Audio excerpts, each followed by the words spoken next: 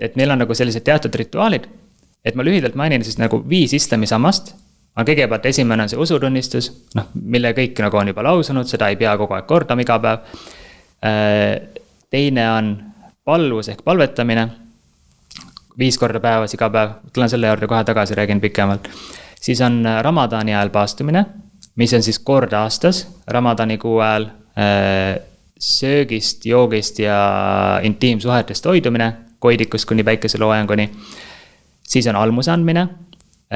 Samuti teevad seda ainult need, kellel on teatud kogus mingisugust vara, et näiteks vaesed inimesed ei pea seda kohustuslikku almust ise maksma.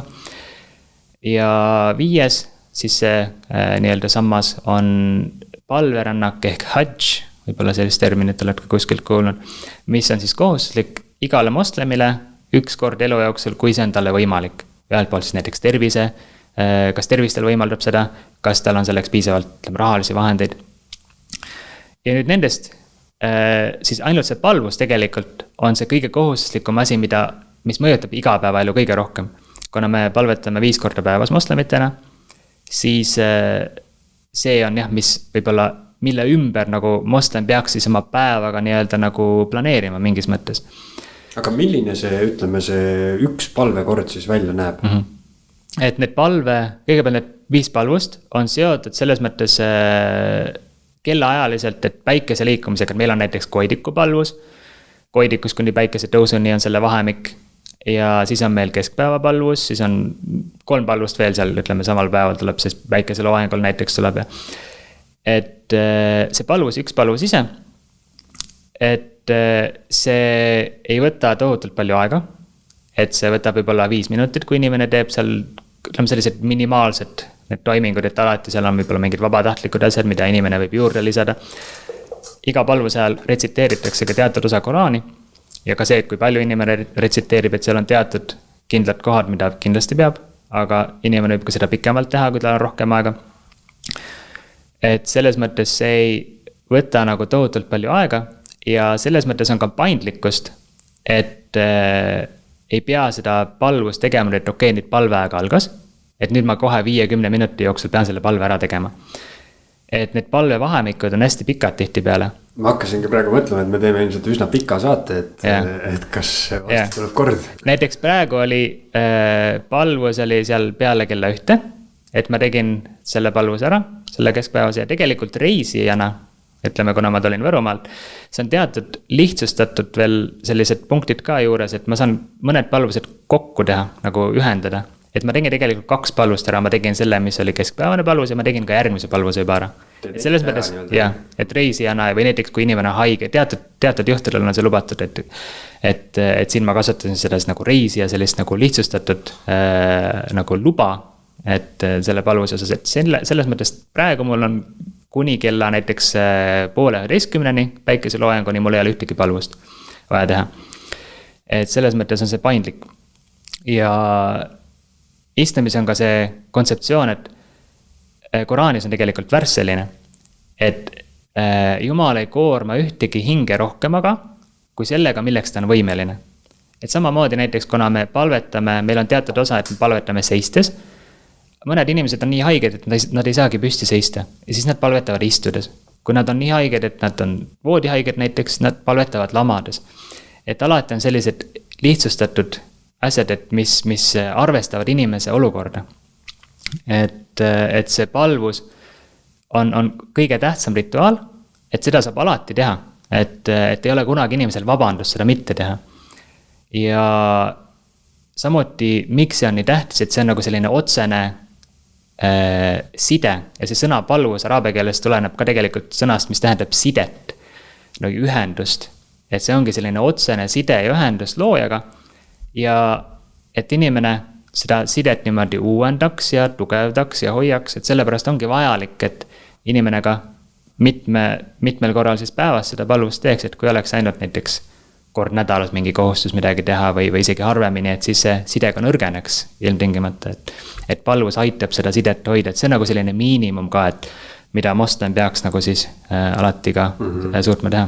No keskmine või nii-öelda paberite järgi kristlane, käib kirikus ja võib-olla, ma ei tea, kas ta ise palvetab, aga võtab osa palvusest võib-olla siis korra aastas, näiteks jõulude ajal. Et on praktiseeriv kristjan, ma usun, ma tahan uskuda, et ja võib-olla kord nädalas, et no, käib nagu kirikus on ju.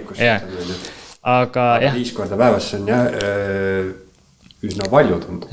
Kui ma ise olin kristlane, siis näiteks ma usun, et ka paljud kristlased teevad seda, et ma usun, et nad teavad, et ma ise tegin näiteks, et ma õhtuti niimoodi lugesin selle Meie Isa palvuse, kui ma olin kristlane, et vähemalt korra päevas, et oli selline hetk on ju, et mil ma palvetan. Mingis mõttes ma saan kuidagi võib-olla isegi sellest reeglist natukene aru, sest see hoiab inimest, ma kujutan ette, et tohutult joonel, sa iga päev, see, et sa oled oma elu harjunud planeerima niimoodi, või sa tead, et sa teed 5 palvust iga päev on ja see kuidagi hoiab sind nendes küsimustes, aga kas ei teki aastate jooksul seda asja, et sa teed seda kuidagi autopiloodil? Sest inimene nagu harjub kõigega on ju, ükskõik kui tähenduslik see protseduur võib olla, sul päevad ei ole vennad, nagu öeldakse, on mingisugune halb tuju, sa vuristad ette oma palvuse, et kuidas sellega on. Alati on parem, kui inimene teeb seda, isegi siis, kui ta teeb seda, ütleme nii-öelda nagu automaatselt, nagu sa ütlesid, parem on ikkagi, kui ta seda teeb. Aga jällegi see on selline asi, nagu ma rääkisin siirusest enne, et siin on ka jällegi palvete puhul nagu selline, et töötada või püüda saavutada seda keskendumisvõimet ka, et keskenduda siis palvusel, just sellele palvusele, et jätta kõrvale kõik muu, et see on selle mõte, et võtta siis see aeg maha, et ükskõik, millega sa tegeled ja palve alguses näiteks me alustame, tõstame käed, niimoodi ütleme Allahu Akbar, mis tähendab, et Jumal on suurim või suurem, et ta on kõigest tähtsam ja kõigest suurem, et juba selle palve alguses, kui sa nagu teadlikult neid ka fraase jälgid, mida sa ütled, siis see aitab sul ka rohkem keskenduda, et juba see, et sa ütled, et Jumal on kõige suurem, kõige tähtsam. Sa mõtled, et okei, et mis ma tegin, et võib-olla mul oli mingi tööasi pooleli, projekt, mingi asi, midagi tegin. Et see on palju tähtsam, et ma praegu need 5 minutit pühendan siis loojale. Ja seda sama väljendit on öeldud ka mulle tänaval, aga inimesed ei ole palvetama hakanud. Seda on öeldud lihtsalt nalja tegemiseks siis. Sinu obeme pärast võib-olla. Kusjuures mõte islamist üldse saada teha on mul olnud peas tükk aega, aga see mõte taas elustus siis, kui üks minu töökaaslane kirjeldas mind inimestele, kes ei olnud mind näinud, et te saate kokku seal Taavetiga. Ja siis ta ütles, et küll teda ära tunnete, ta näeb välja nagu moslem. Ja siis ma mõtlesin, et aha, okei. Aga mis siis juhtub, kui üks palvekord vahele jääb? Kui üks jääb vahele, siis see on suur patt. Juba ütleme, ilma nagu igasuguse vabanduseta, igasuguse põhjuseta inimene lihtsalt, ma ei tea, laiskusest või millest. Magab maha näiteks. Kui magab maha, siis ei ole vaata tema süü jällegi. Et jällegi sama värss, et Jumal ei koorma inimest kunagi rohkem, aga milleks on suuteline selles mõttes, et see on nagu selline seaduslik vabandus nii-öelda.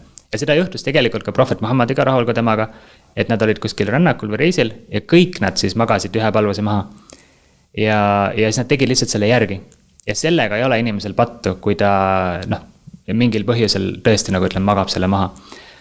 Aga kui ta ühe näiteks teadlikult vahele jätab, siis see on suur patt, aga ei saa öelda päris nagu kohe siis, et ta nüüd üldse ei olegi nagu veel, ütleme, moslem, et seal on nagu teatud eriarvamusi veel. Aga kui inimene nagu konkreetselt ühtegi palvust enam ei tee, et ta ütleb, et ma üldse ei palveta ja ta tõesti ei palveta, siis ei saagi tegelikult teda ka moslemiks pidada. Et see on nagu niivõrd tähtis, et mis teebki tegelikult inimesest moslemi. Et kui ta tõesti nagu palvetab. Aga kas näiteks need, sa ütlesid, et 1,9 miljardit moslemit on, et kas tõesti need 1,9 miljardit on sellised, kes palvetavad 5 korda päevas või on seal hulgas ikkagi ka sellised, kes nagu kristlusegagi, et need piirid on niivõrd häguseks läinud, et inimene nimetab ennast moslemiks, aga võib-olla ta ei palvetagi iga päev. Jah, ma kindlasti ei julge väita, et kõik nad, ütleme, palvetaksid regulaarselt 5 korda päevas. Aga üldiselt mulle tundub, et moslemid oma usu järgimises on nagu rohkem praktiseerivad. Isegi need, kes võib-olla kõiki asju ei tee, on ju. Et nad nagu ikkagi mingis mõttes praktiseerivad võib-olla rohkem kui võib-olla mõne teise usu järgijad. aga jah, ma ei julge öelda, et kõik need siis 1,9 miljardit siis nagu konkreetselt palvestatavad, et nemad on tõenäoliselt siis see 1,9 miljardit, kes siis peavad ennast moslemiks või siis kuidagi, ma ei tea, rahvaloenduste põhjal erinevates riikides, ütleme, neid peetakse siis või arvestatakse moslemiks. No.